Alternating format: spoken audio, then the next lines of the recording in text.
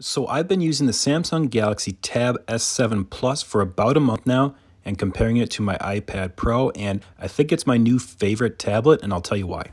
And this is coming from someone that's been in the Apple ecosystem for 10 plus years. I always had iPhones, I have Apple TVs, I have iPads, so this is a tough thing for me to say. But I have to admit that Samsung did something really special with this Tab S7 Plus that makes me want to use it just a little bit more than my iPad. And the differences aren't huge. I mean, we're talking very subtle things here that make me tend to use my Tab S7 a little bit more, but overall these are both amazing tablets. First things first, let's talk about what you get in the box. Samsung includes their S Pen along with this purchase, whereas the iPad you have to buy their Apple Pencil separately. And writing and drawing have been phenomenal on this device, and that is due to, one, the pen, but also and mainly the 120 Hz refresh rate they have on this display. And it's similar to the iPad Pro's Pro Motion display, where it just reduces the latency and it feels like the ink is coming out of the pen the moment that you touch the screen. Storage is a little bit different for the pen. For the Samsung, it's on the back. It's a little bit more difficult to find. You kind of have to sometimes look over and see where exactly to put it, whereas on the iPad it's on the side, so it's pretty easy to snap on and off.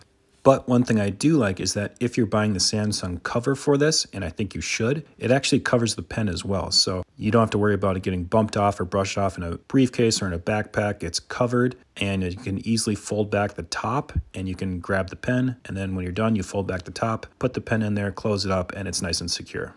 Another thing I really like is the design. Because of the iPad's kind of different aspect ratio, I kind of went back and forth between getting the 11-inch or the 12.9 inch. I liked the 11-inch, but I wanted something a little bit bigger, but I felt like the 12.9 might be too big, so I had kind of difficulty choosing there. But this 12.4-inch display with the 16:10 aspect ratio just feels like the perfect display size for a Pro device.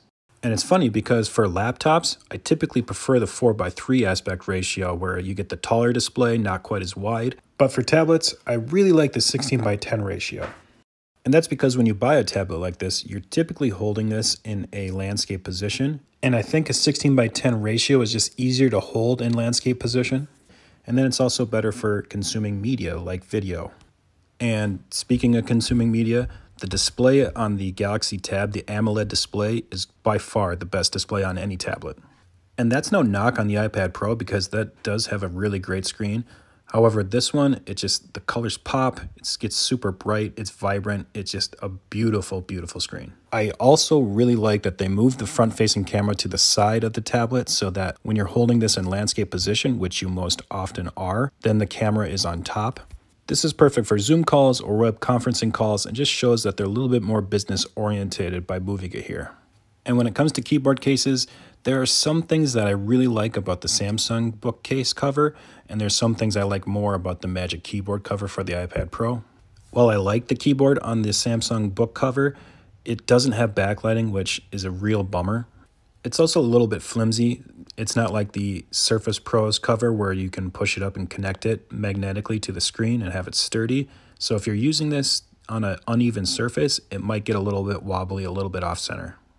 The nice thing is that this does come in two pieces, and I love the back cover. The back cover has that cool fold down thing that I showed earlier where you can pull this down at the top and put the pen in, and then it also has a kickstand on the bottom to kind of make it like a Surface Pro. And I love this design because when you're using a tablet, you're not always going to want a keyboard. Sometimes you just want to prop this up, not use your hands, and just watch a show or just have your hands free to do whatever you want. It's also great for writing so that you can prop this up or tilt it just a little bit and make it a better angle for drawing or for taking notes. So while I think the Magic Keyboard has the better build and the better keyboard overall, I think that this Samsung book cover has more versatility. But I think the biggest difference for me and why I tend to use the Samsung Galaxy Tab more than my iPad Pro is the addition of Samsung DeX. And if you haven't seen or used DeX before, it basically turns the Android operating system into more of a Windows type of environment.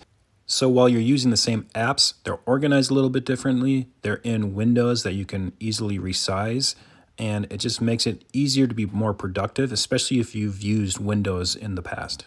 And this is perfect for people that are trying to get away from using a traditional laptop and just using a tablet, because when you first switch to a tablet, finding out how to be productive and multitasking on a tablet, where when you're used to a Windows type of environment or desktop type of environment, can be a little bit tricky and hard to get used to. And Samsung DeX kind of takes that desktop experience and the tablet experience and merges the two so that you're using tablet apps or Android apps on a desktop-like experience. You have taskbars, you have windows that you can resize, and it's just a little bit easier and more comfortable to get used to multitasking and being productive on.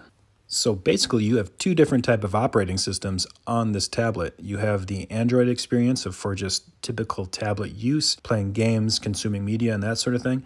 And then you can switch to DeX for when you want to be more productive, get work done, and those type of tasks. And another cool feature is that you can trigger DeX to start automatically when you attach the keyboard or attach an HDMI cord. This is just another great thing you can do to get into productivity mode fast when you attach an accessory. And performance has been great as well. Now, we all know that the Snapdragon 865 Plus processor and 8 gigabytes of RAM are still not going to really keep up with the Geekbench scores of the iPad Pro's latest chips. But when it comes to everyday tasks, I really haven't noticed much of a difference in performance between the two.